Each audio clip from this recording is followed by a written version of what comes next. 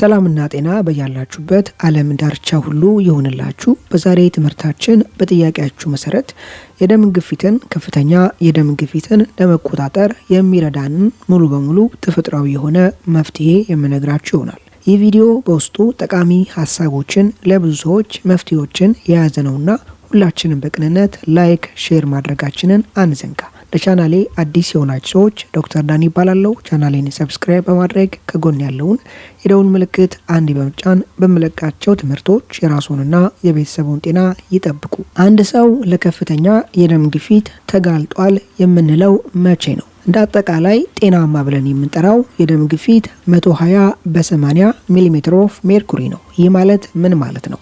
ደም በሚዘዋወርበት ወቅት ሁለት አይነት የደም ግፊት አለ። የመጀመሪያው ሲስቶሊክ ይባላል፣ ሁለተኛው ዳይስቶሊክ ይባላል። ሲስቶሊክ ተብሎ የሚጠራው የደም ግፊት ልባችን በሚኮማተርበት ጊዜ ደምን ሲረጭ በደም ቧንቧዎች አማካኝነት ወደ ተለያየ ሰውነት ክፍሎቻችን ደም በሚሰራጭበት ወቅት በእነዚህ የደም ቧንቧዎች ውስጥ የሚኖረው የዚህ የደም ግፊት ሲስቶሊክ ብለድ ፕሬሸር ተብሎ ይጠራል። 120 የዚህ አይነት የደም ግፊት ልኬት ነው። ሁለተኛው ዳይስቶሊክ ተብሎ የሚጠራው ነው።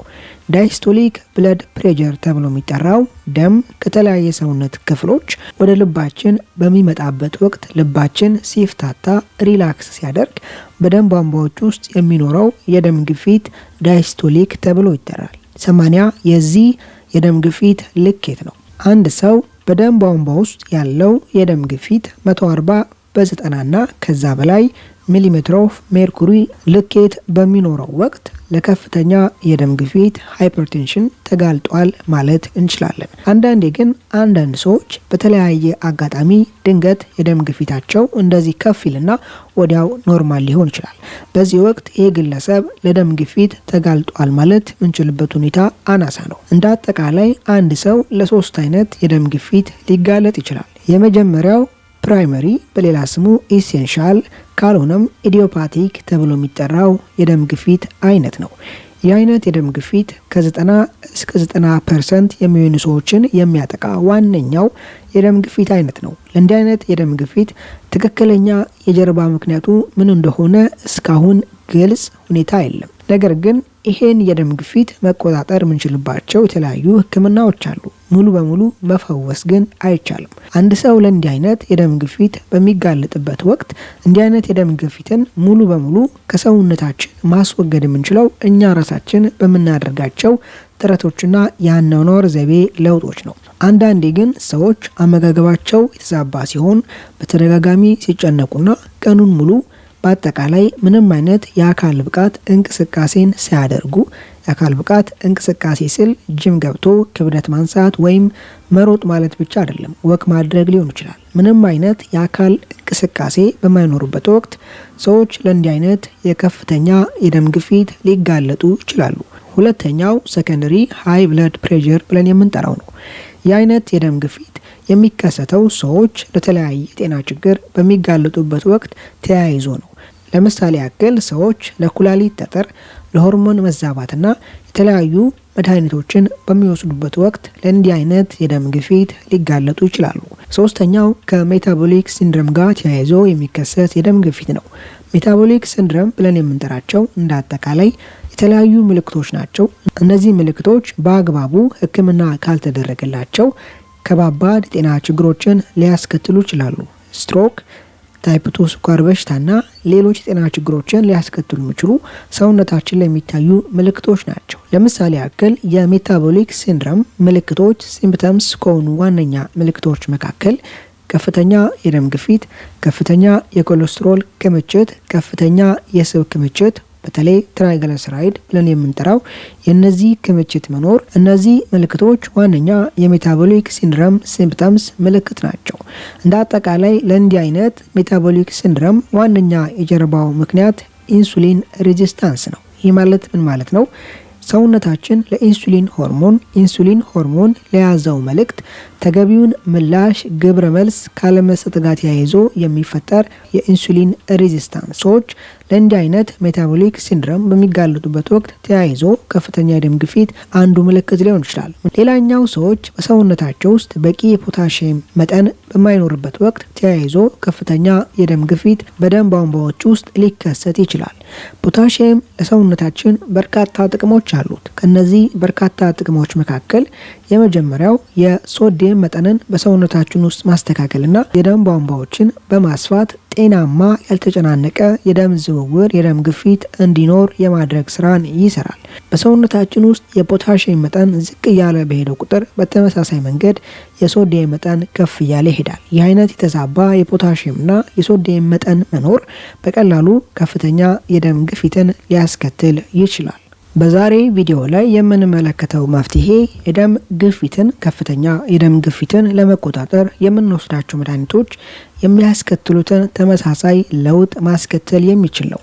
የደም ግፊት መድኃኒቶች በምንወስዳቸው ጊዜ ሰውነታችን ውስጥ ያለውን የደም ግፊት መቆጣጠር እንድንችል የሚያደርጉበት መንገድ ሜካኒዝም የተለያየ ነው። ሁለቱን በዛሬ ቪዲዮ ላይ እንመለከታለን። ምክንያቱም በዛሬ ቪዲዮ ላይ የምጠቅሰው መፍትሄ በተመሳሳይ መንገድ መፍትሄን ስለሚሰጣችሁ። አንደኛው ዳዩሬቲክስ ኢፌክት ብለን የምንጠራው ነው። ይህ ምን አይነት ነው? እንዲህ አይነት ኢፌክት እንዲህ አይነት ተጽዕኖ ያላቸው መድኃኒቶች በምንወስዳቸው ጊዜ የሚፈጥሩት ተጽዕኖ ሰውነታችን በኩላሊት አማካኝነት ውሃንና ሶዲየምን በሽንት መልክ ከሰውነታችን እንዲያስወግድ በማድረግ በሰውነታችን ውስጥ ያለውን የደም መጠን በመቀነስ በደም ቧንቧዎች ውስጥ ያለውን የተጨናነቀ የደም ግፊት የማውረድ ስራን የሚሰሩበት መንገድ ነው ዳዩሬቲክ ኢፌክት ተብሎ የሚጠራው። አንዳንድ መድኃኒቶች በእንዲህ አይነት መንገድ የደም ግፊትን ማውረድ እንድንችል ይረዱናል። ሁለተኛው መንገድ ACE ኢንሂቢተርስ አንጂዮቴንሲን ኮንቨርቲንግ ኤንዛይም ኢንሂቢተርስ ብለን የምንጠራው መንገድ ነው። ይህ መንገድ ምን አይነት ነው? የምንወስዳቸው መድኃኒቶች አንጂዮቴንሲን ተብሎ የሚጠራው ሆርሞን በተለይ አንጂዮቴንሲን 2 ተብሎ የሚጠራው ሆርሞን ደም የሚዘዋወርባቸው ቧንቧዎችን የማጥበብ ስራውን እንዳይሰራ ሰውነታችን ይህን ሆርሞን የሚያመርትበትን መንገድ በማቋረጥ የደም ቧንቧዎች ተመልሰው እንዲሰፉ በማድረግ ደም በቀላሉ ያለምንም ጫናና ግፊት እንዲዘዋወር የሚደረግበት መንገድ ነው። ሰውነታችን በቀጥታ ይህኛውን አይነት አንጂዮቴንሲን 2 ተብሎ የሚጠራውን ሆርሞን አያመርትም። መጀመሪያ ሰውነታችን በጉበት አማካኝነት አንጂዮቴንሲኖጂን ተብሎ የሚጠራውን ፕሮቲን ያመርታል። በመቀጠል በሬኒን ተብሎ በሚጠራው ኢንዛይም አማካኝነት በዋነኝነት በኩላሊት አማካኝነት ሪሊዝ የሚደረግ የሚለቀቅ ኢንዛይም ነው። በዚህ ኢንዛይም አማካኝነት ሰውነታችን ዝቅተኛ የደም ግፊትና የሶዲየም መጠን ሲኖር በዚህ ወቅት ኩላሊታችን ይህን ሬኒን ኢንዛይም በማመንጨት በቀጥታ ሰውነታችን በዚህ ኢንዛይም አማካኝነት ከዚህ አንጂዮቴንሲኖጂን ተብሎ ከሚጠራው ፕሮቲን አንጂዮቴንሲን 1 ተብሎ የሚጠራውን ሆርሞን ያመርታል። ይህኛው የዚህ ሆርሞን አክቲቭ ፎርሙ አይደለም። ሰውነታችን በቀጥታ ይህን ሆርሞን ተጠቅሞ የደም ይዘዋወርባቸው ቧንቧዎችን አያጠብም። ሰውነታችን ይህን ሆርሞን መጠቀም ወደሚችለው አንጂዮቴንሲን 2 ተብሎ ወደሚጠራው ሆርሞን በአንጂዮቴንሲን ኮንቨርቲንግ ኢንዛይም አማካኝነት ይቀይራቸዋል። ከአንጂዮቴንሲን ሆርሞን 1 ወደ አንጂዮቴንሲን ሆርሞን 2 የሚቀየርበትን ሜካኒዝም የሚቀየርበትን መንገድ በማቋረጥ ነው ACE ኢንሂቢተር ተብሎ የሚጠሩት መድኃኒቶች የደም ግፊትን የሚያስተካክሉት የሚያወርዱት። በእርግጥ አንጂዮቴንሲን 2 በራሱ ጎጂ አይደለም። በሰውነታችን ውስጥ ጤናማ የሆነ የፈሳሽ ባላንስ የፈሳሽ መጠን እንዲኖርና ኤሌክትሮላይት ባላንስ እንዲኖር የማድረግ ስራን የሚሰራ ሆርሞን ነው። ነገር ግን የዚህ ሆርሞን ከሚገባው በላይ መመንጨትና ባልተፈለገው ወቅት መመንጨት እንዲህ አይነት ከፍተኛ የደም ግፊትን ሊያስከትል ይችላል። ምክንያቱም የደም ቧንቧዎችን ስለሚያጠብ ሆርሞን ተገቢ ያልሆነ ግፊትን በመጨመር በዚህ በጠበበ የደም ቧንቧ ውስጥ ለማለፍ በሚያደርገው ጥረት ወቅት ከፍተኛ የደም ግፊት ይከሰታል። እንዲህ አይነት ችግር እንዳይፈጠር ACE ኢንሂቢተርስ የማቋረጥ ስራን ይሰራሉ። በዛሬ ቪዲዮ ላይ የምጠቅሰው መፍትሄ ይህን አይነት እንደ ACE ኢንሂቢተር ስራን የሚሰራ ተፈጥሯዊ መፍትሄ ነው። የዛሬው መፍትሄ ሂቢስከስ ቲ በአማርኛው ከርከዴ ተብሎ የሚጠራው ሻይ ነው። ይህ ሻይ በውስጡ አንቲዮሳያኒን እና ፖሊፌኖልስ ተብሎ የሚጠሩ ባዮአክቲቭ ኮምፓውንዶችን ይዟል።